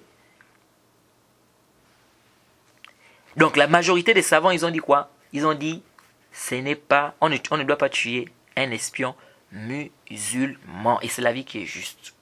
Et ce qui vient prouver que c'est l'avis qui est juste, le fait que le prophète donne la cause ici, ou que Ibn Qayyim et certains savants disent que la cause ici c'est parce qu'il faisait partie des gens de Badr, disons que le fait qu'il soit le fait qu'il fasse partie des gens de Badr, ça n'a pas de rapport avec les hudud, ça n'a pas de rapport avec les peines. Le fait qu'il fasse partie des gens de Badr n'a pas de rapport avec les peines. Pourquoi? Parce que si c'est ça, nous allons dire que ça veut dire que toute personne qui a participé à la guerre de Badr, s'il fait le zina, par exemple, on ne doit pas le fouetter parce qu'il fait partie des gens de Badr. S'il vole, on ne doit pas couper sa main parce qu'il fait partie des gens de Badr. C'est-à-dire que les hudud, les sentences là sur les peines là, ça doit tomber sur toute personne qui a participé à Badr. Et je ne connais pas, hasba ilmi, un seul savant parmi les savants de la sunna qui dit qu'on n'applique pas les sentences aux gens qui ont participé à la guerre de Badr. Je ne connais pas un savant qui dit ça. Hasba ilmi, fawqa kulli zi ilmin alim. Je ne connais pas un savant qui dit ça. Donc venir dire ça, ça veut dire que tous ceux qui ont participé à la guerre de Badr, peu importe ce qu'ils peuvent faire, ils peuvent tuer, ils peuvent voler, ils peuvent faire tout ce qu'ils peuvent faire, on ne va pas appliquer la sentence. Tant qu'ils sont toujours des musulmans, on n'applique pas la sentence sur eux parce qu'ils ont participé à la guerre de Badr. Là. Est-ce que vous suivez? Donc venir dire que le prophète ne l'a pas tué ici parce qu'il faisait partie des gens de Badr, هذا قول ليس بصحيح. ليس بصحيح. Pourquoi? Parce que si on prend ça, ça veut dire que tous ceux qui ont participé à Badr, donc les hudud ne s'appliquent pas sur eux. Les sentences d'Allah ne s'appliquent pas sur eux. Celui qui a volé, on ne coupe pas ça, mais parce qu'il faisait partie des gens de Badr. Alors, quelle est la cause? Parce que toute personne qui a commis une sentence où il y a une peine que l'islam a demandé de faire, même s'il fait partie des gens de Badr, on doit appliquer. Et il y a des preuves qui montrent ça. Lorsque Ka'b ibn Malik et certaines personnes qui avaient participé à Badr, ils ne sont pas partis à la guerre de Tabouk, qu'est-ce que le prophète a fait? Le prophète a demandé aux compagnons de ne pas saluer les gens, ceux-là qui ne sont pas partis à la guerre de Tabouk. De ne pas leur parler même. Pendant combien? Pendant 1 mois ou 2 mois si je ne m'abuse. Est-ce que vous suivez? Et pourtant, c'était des gens qui ont participé à Badr. Peut-être vous allez dire non, ils ont participé à Badr. Khalas. Là. Donc dire que c'est parce qu'il était des gens de Badr, donc ici il n'y a pas de hukm, il n'y a pas le had sur lui. Parce que si on prend ça, ça veut dire que on va dire que les hudud tombent.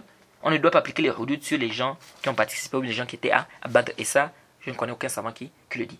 C'est que juste que la cause pour laquelle le prophète Mohammed n'a pas tué Hatib, ou bien n'a pas permis qu'on tue Hatib, c'est tout simplement parce qu'il n'était pas mécréant. C'est parce qu'il n'était pas mécréant. C'est-à-dire l'acte-là ne l'a pas rendu mécréant. Sinon le prophète devait permettre qu'on le tue. Pourquoi? Parce que Omar ibn al-Khattab, il a fait quoi ici? Il a donné un hukm par rapport à ce qu'il a vu. Par rapport à quoi? Au dalil qu'il a eu à voir. Ou les dalils qu'il a eu. Il a donné le hukm que c'est un mécréant. Parce qu'il a dit quoi? Il a dit au prophète, laisse-moi, je veux couper la tête de cet hypocrite. Ça veut dire quoi? Que Omar a fait le hukm sur lui que c'est un mécréant. Et de lui de dire non. Je ne l'ai pas fait. Par quoi? Riddan. C'est-à-dire que riddan, c'est-à-dire que je ne l'ai pas fait parce que je suis sorti de l'islam. Est-ce que vous voyez? Et le prophète Mohammed sallallahu alayhi wa sallam a approuvé cela. Si le prophète avait dit non, il a fait c'est pas le kufr. Mais le prophète a approuvé cela. Et on sait très bien. Et après le prophète a dit quoi? Il a dit que Allah subhanahu wa ta'ala a dit aux gens de Badr, faites ce que vous voulez, je vous ai pardonné. Et le pardon ici, c'est pour quelqu'un qui est musulman. Un mécréant qui est dans le shirk, dans le kufr. On dit non, on lui pardonne. Non. Sauf s'il se répand avant de mourir. Mais le fait qu'il soit mécréant, est-ce qu'elle peut lui pardonner comme ça? Non.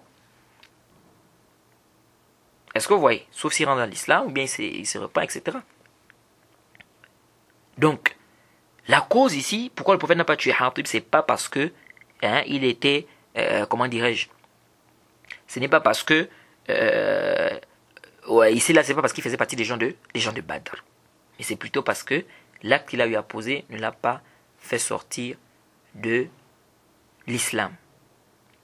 Quant au fait de dire que l'affaire retourne à l'imam, il regarde ce qui est maslaha, il va voir ce qui est bénéfique, s'il y a un intérêt de le tuer, s'il n'y a pas un intérêt, il ne le tue pas, nous disons ça aussi, les savis sahih. Pourquoi? Parce que on pouvait appliquer cette parole-là à quel moment? On pouvait appliquer ça si on avait un texte où le prophète a ordonné par exemple de tuer l'espion musulman. Et on a aussi le texte de Hatib ici, où le prophète l'a laissé. Là on devait faire quoi? On devait faire le diamant. On devait dire bon, le prophète a ordonné de tuer, mais il a laissé Hatib. Donc ça veut dire qu'ici, la sentence ici revient au chef musulman. C'est à lui de voir ce qui est mieux pour la personne, ou ce qui est mieux pour les musulmans. Jade? Mais ici on n'a pas un texte d'abord clair, sorih, qui est clair, qui nous dit qu'on doit tuer un espion qui est musulman. Donc on ne peut pas s'appuyer sur ce texte-là pour venir dire que l'affaire revient à qui? Au chef musulman. Si on avait d'abord un texte qui est clair, qui nous demande de tuer un espion musulman, maintenant on a cet acte du prophète, là on pouvait dire oui. L'affaire revient au chef musulman. Mais ici ce n'est pas le cas. Donc ce qui est juste, c'est que l'espion musulman, on ne le tue pas. Sauf si nous avons des preuves que son espionnage là, c'est du koufr. Il a fait par quoi? Par koufr. Ou bien il a fait en guise de koufr. Alors ensuite nous avons l'espion mécréant. Celui-là aussi on peut le diviser en deux ou bien en trois. Nous avons un espion mécréant qui a impact avec les musulmans. On va d'abord commencer. On a d'abord un zimmi. Le zimmi, c'est celui qui est musulman, qui est dans une terre, mécréant, pardon, qui est dans une terre musulmane et qui donne la capitation. Juif ou chrétien, on a déjà parlé de ça. Il fait quoi? Lui ici, il est zimmi. Et lui là, s'il est espion, on va voir est-ce qu'on doit le tuer oui ou non. On va parler de la sentence tout à l'heure, Inch'Allah. Ah, c'est un. Deuxièmement, nous avons un mécréant qui est harbi. C'est-à-dire il combat les musulmans. Et il est espion. C'est un mécréant qui combat les musulmans, il est espion. Et un mécréant qui combat, c'est-à-dire tout mécréant qui n'a pas impact avec les musulmans, il ne donne pas la capitation et ce n'est pas un messager aussi envoyé par les koufars vers un pays musulman. Jade. Et nous avons un troisième cas, c'est un mécréant à qui on a donné la sécurité. Un mécréant à qui on a donné quoi? La sécurité. Et ça c'est très important. Pourquoi? Si on donne à un mécréant la sécurité, on n'a pas le droit de le tuer. Le prophète Mohammed sallallahu alayhi wa sallam a dit Zimmatul muslimin wahida. La sécurité que les musulmans se donnent ou donnent est la même. Si un musulman donne la sécurité à un mécréant, toi qui es musulman, tu n'as pas le droit de venir tuer ce mécréant-là. C'est pourquoi c'est venu dans le Sahih Muslim, le hadith de Huzaifa. Je vais peut-être vous étonner. Huzaifa dit Ma mana'ani an ashhada badran illa anni kharajtu ana wa abi. فأخذنا كفار قريش فقالوا إنكم تريدون محمدا فقلنا ما نريد إلا المدينة فأخذوا منا عهد الله وميثاقه لننصرفن إلى المدينة ولا نقاتل معه فأتينا رسول الله صلى الله عليه وسلم فقال انصرفا نفي لهم بعهدهم ونستعين الله عليهم.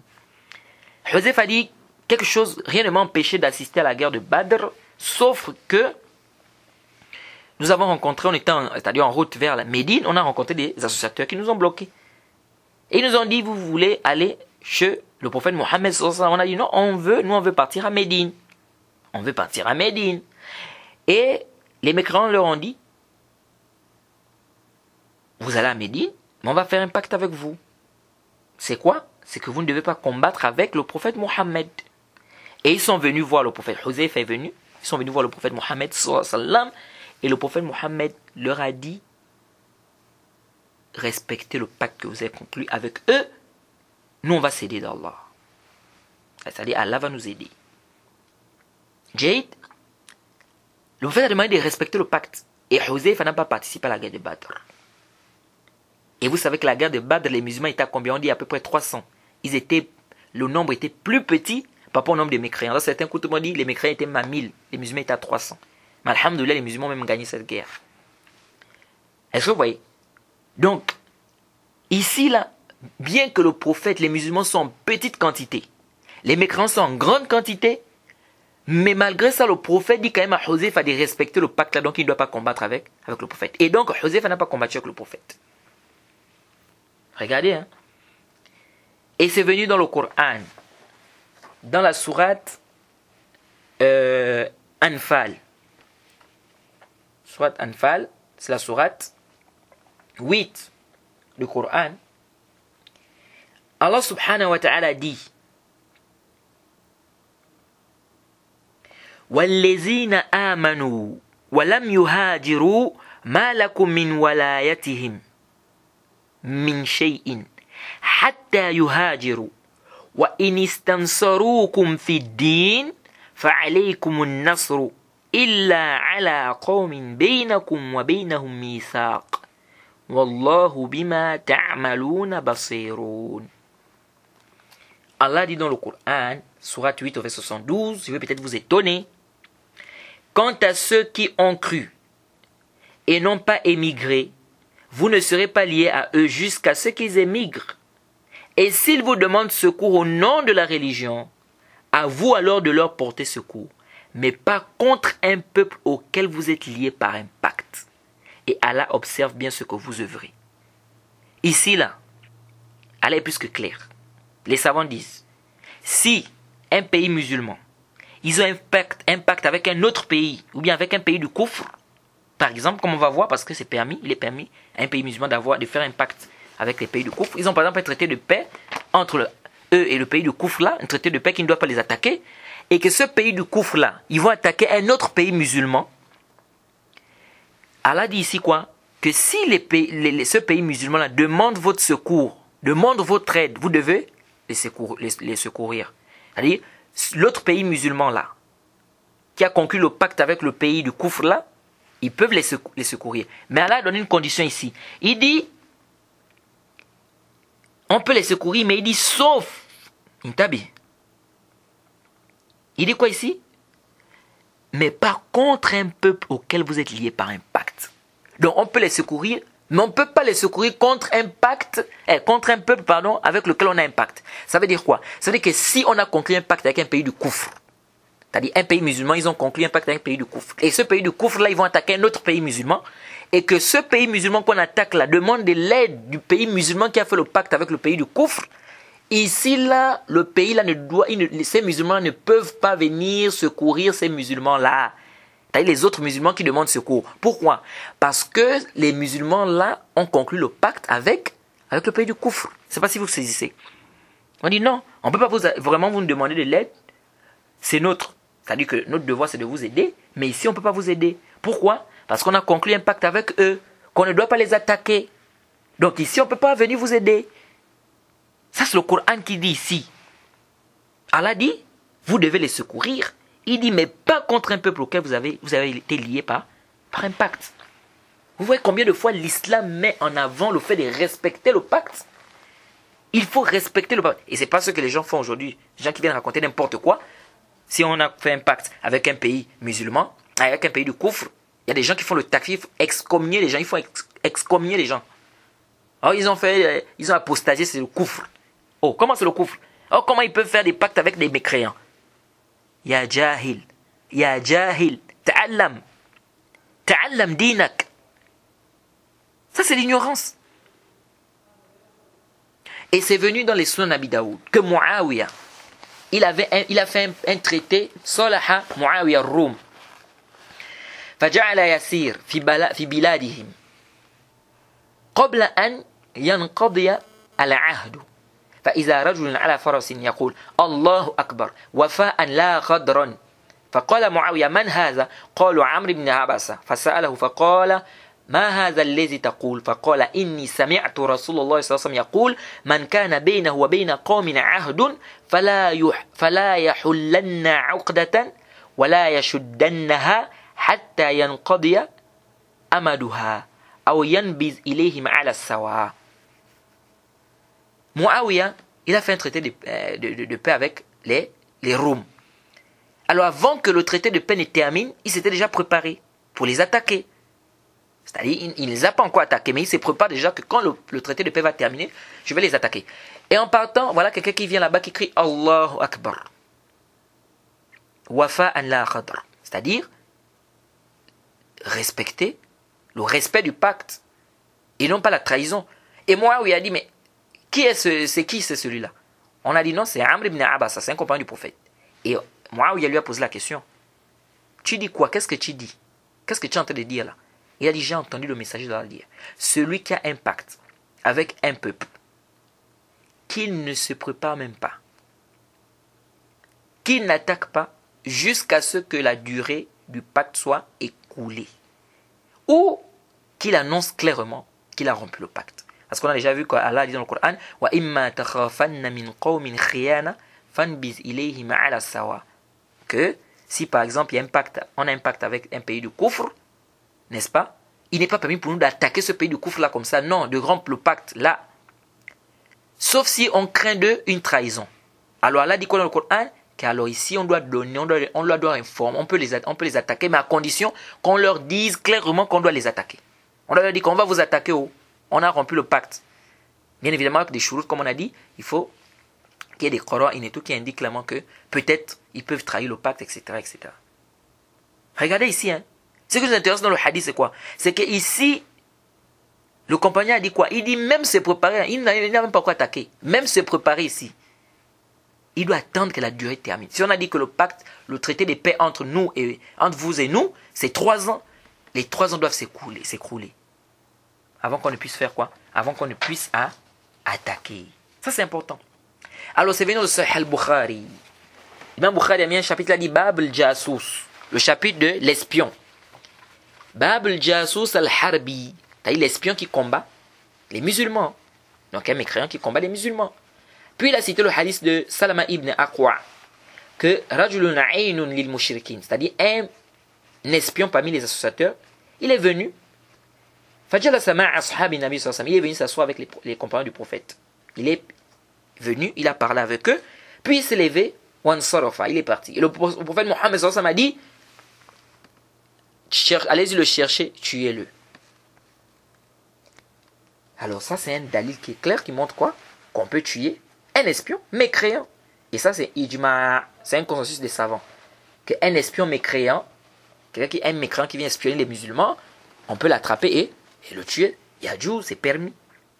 Mais les savants ont divergé sur un espion qui est zimmi.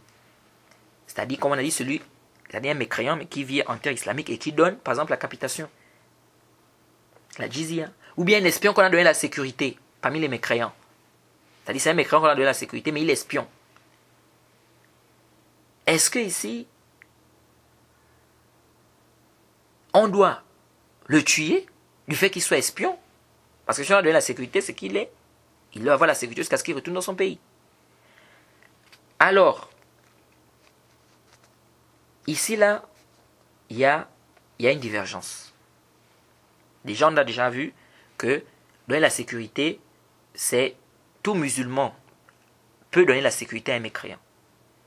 Tout musulman, c'est-à-dire que ce soit un homme, que ce soit une femme, que ce soit un esclave. Parce qu'il y a des savants qui ont dit non, la femme, comme ça, elle ne peut pas, ou bien l'esclave. Mais ce qui est sahih, c'est que la femme, on avait vu le hadith de Hani, dans le Sahih al-Bukhari, si je ne m'abuse, où elle a donné la sécurité à quelqu'un et le prophète a dit, nous donnons la sécurité à celui que tu as donné la sécurité. Et le prophète a maudit, hein, fais attention, celui qui rompt le pacte. Le prophète a dit, il a la malédiction de la la'natullah wa malaikatu wa nas ajma'in. Il a la malédiction d'Allah, des anges et de tous les hommes. Donc rompre le pacte comme ça, c'est très dangereux. Et je profite à rappeler que donner la sécurité, on ne donne pas la sécurité à un pays. C'est-à-dire quoi? C'est-à-dire que toi, musulman, tu ne vas pas dire non, mais moi j'ai donné la sécurité à tout le pays là. Non. La sécurité, on donne ça aux gens, aux individus. Sinon, je donne la sécurité à 3 personnes, 3 mécréants ou 2 mécréants. Mais dire que tu prends tout un pays ou bien tout un quartier, un village. Tu viens, tu dis non, je donne la sécurité à tout ce village là. Non, c'est pas comme ça. Alors, donc je disais que certains savants ont dit que si ce zimmi là, celui qu'on a donné la sécurité, ou ce zimmi là, celui qui donne la capitation, parmi les mécréants, il fait l'espionnage, le fait qu'il fasse déjà l'espionnage ici, ça annule le pacte. On doit le tuer ici. L'imam Shafi'i il dit on ne le tue pas. Son pacte n'est pas annulé. Certains ont dit on le tue, mais c'est à condition qu'on ait conditionné ça dans son pacte. C'est-à-dire quand on a conclu le pacte avec lui, ou quand on a donné la sécurité, on a dit, mais si tu es espion, on te tue. Mais si on n'a pas eu à dire ça, non. Mais ce qui est sahih, c'est qu'on le tue. Ce qui est juste qu'on le tue. Et le dalil, c'est le hadith de Bukhari qu'on a cité précédemment. Le prophète a demandé d'aller le tuer, oui ou non? Oui. Maintenant, quelqu'un peut dire, mais comment ça? Alors que l'imam al-Bukhari, il a mis Bab al-Jasus al-Harbi. L'imam Bukhari a mis l'espion al-Harbi, c'est-à-dire le kaf qui combat. Est-ce que ouais? Or, ici, on est en train de parler d'un kaf qu'on a de la sécurité, bien qu'il est zimmi. Comment vous pouvez prendre ce dalil-là pour dire que le kaf qui est zimmi, ou bien qu'on a de la sécurité, on peut le tuer s'il est espion? Nous disons, ça c'est la compréhension de l'imam al-Bukhari. Il y a d'autres savants qui ont pris le même hadith et qui ont mis un autre chapitre. Ils ont dit Bab al-Jasus al-Musta'man. Ils ont mis le chapitre de l'espion qu'on a de la sécurité. Et puis c'est ce qui est même sahih. C'est même ça qui est sahih. Pourquoi? C'est ce qui est juste. Parce que quand vous regardez même le hadith, c'est pas un kaf ici qui combat. Parce que regardez, il est rentré, il s'est assis. Et le hadith nous dit qu'il parlait avec les compagnons du prophète. C'est comme si ici les compagnons lui ont donné la sécurité. Il est rentré, il s'est assis, il discutait avec les compagnons. Donc, le zahir même du texte, ça nous montre plutôt qu'il était quoi? Qu'il n'était pas un harbi, qu'il était plutôt un mécréant, qu'on a donné quoi? La sécurité. Alors, il y a un autre hadith qui est venu encore dans les Sunan Abi Daoud, et là qui est un peu plus clair. Le Musnad l'imam Ahmed, hadith de Furat, que le prophète Mohammed a ordonné de tuer un espion parmi les espions d'Abi Sofyan, qui était mécréant à ce moment-là. Il est venu à Médine, il rentrait à Médine, il rentrait, il sortait, il rentrait, etc. Lorsque le prophète a découvert qu'il était mécréant, espion, le prophète a ordonné qu'on le tue. Et lorsque ils ont voulu le tuer, les compagnons, il a dit qu'il est musulman. Et les compagnons sont venus voir le messager d'Allah, ils ont dit Ya Rasulallah, innahu yadda'i annahu muslim. Il dit qu'il est musulman. Et le prophète l'a laissé. Le prophète a demandé qu'on le laisse. Jade. Alors, ici, là, ce hadith, ça nous montre quoi ici? Ça nous montre ici qu'on peut tuer un kaf qui est musta'man, puisque il était mécréant, il rentrait, il sortait, il rentrait, il sortait. Jade. Le fait qu'il rentre, qu'il sorte avec les musulmans, il est là, il rentre, il sort. Ça veut dire que quoi? Qu'on lui a donné la sécurité. Est-ce que vous suivez un peu? Alors, lorsqu'ils ont découvert que il était espion, le prophète a demandé qu'on le tue. Mais après, ils se sont rendus compte qu'il est musulman. Le prophète l'a laissé. Mais ce hadith, dans la chaîne de transcription, il y a un rapporteur qu'on appelle Abu Ishaq al-Sabi'i. Il a fait le ana. Abu Ishaq al-Sabi'i, c'est un mudallis. Mais le Cheikh al-Albani, il a d'abord rendu ce hadith-là faible, daif. Après, il a authentifié le hadith dans le silsila. Le hadith sahih. Pourquoi? Parce que il dit en fait qu'Abu Ishaq al-Sabi'i, c'est vrai qu'il est mudallis, il a fait le ana, mais la personne qui a rapporté de lui, c'est Sufyan al-Thawri. Et Sufyan al-Thawri maîtrise les hadiths d'Abu Ishaq al-Sabi'i. Donc il est comme Shu'ba. Vous savez, Shu'ba, quand il rapporte de certains, ou bien des mudallisoun, le hadith est authentique. Parce qu'il prenait des mudallisoun que ce qui est authentique. Et je profite à rappeler ici la parole qu'on rapporte beaucoup, les étudiants des hadiths souvent citent ça beaucoup, Kafaytukum tadlis al-thalatha, Qatada wa Abu Ishaq al-Sabi'i wal-A'mash. En vérité, comme a dit le cheikh Muqbil ibn Hadi al-Wadi'i, c'est pas authentique. On dit que Shu'ba a dit quoi? Que je vous dispense du tadlis de 3 personnes. Qatada, Abu Ishaq et Al-A'mash. Le tadlis c'est quoi? An yarwi rawi amman sami'a minhu ma lam yasma' minhu bil alfaz tahtamilu as-sama'. C'est ça le tadlis. C'est-à-dire le fait qu'un rapporteur rapporte d'un cheikh qu'il a entendu de lui, ce qu'il n'a pas entendu de lui, avec des termes qui prêtent interprétation diverses, c'est-à-dire où il y a des hypothèses. Jade, le mudallis il fait quoi? Il a un professeur, il a pris des hadiths de lui. Mais le problème c'est que parfois, il y a des hadiths qu'il n'a pas entendu de son professeur directement. Soit parce que le professeur a peut-être voyagé, il a rapporté des hadiths à d'autres étudiants, ou lui-même il a voyagé, les autres étudiants sont restés, ils ont pris des hadiths que lui n'a pas pris. Alors quand il revient, ils trouvent que le professeur a donné des hadiths que lui n'a pas. Mais lui ici, il ne peut pas dire aussi qu'il a entendu les hadiths de son professeur, parce qu'il n'a pas entendu, sinon il va mentir. automatiquement on va le classer de Kalzab. Qu'est-ce qu'il fait alors? Alors il prend un terme qui prête à interprétation diverse. C'est-à-dire on peut comprendre qu'il a entendu, on peut comprendre qu'il n'a pas entendu. Il dit An. Il dit d'après mon professeur. Il dit quoi? D'après mon professeur. Est-ce que vous voyez? On sait que c'est son professeur, on sait qu'il a entendu des hadiths de lui. Alors quand il amène un terme comme ça, d'après, on peut penser qu'il a entendu de son professeur. Alors qu'en réalité, on n'a pas entendu. Et tu peux pas aussi venir dire ici qu'il a menti. Parce que je dis non, il va te dire non, je t'ai pas dit que j'ai entendu, j'ai dit d'après. Est-ce que quand quelqu'un dit d'après Mohammed, ça veut dire qu'il a entendu ça de Mohammed? Non. D'après Mohammed, ça veut dire quoi? Il se peut que tu aies entendu ça de Mohammed, il se peut que tu n'aies pas entendu ça de Mohammed. Donc d'après Mohammed, ça ne prouve pas que tu as entendu. Mais si je dis j'ai entendu Mohammed dire, ah là c'est clair. Est-ce que vous suivez? Donc le modèle ici fait ça, il dit d'après, alors qu'il n'a pas entendu. Et ça ici, on parle ici du tadlis isnad, parce qu'il y a beaucoup de types de tadlis.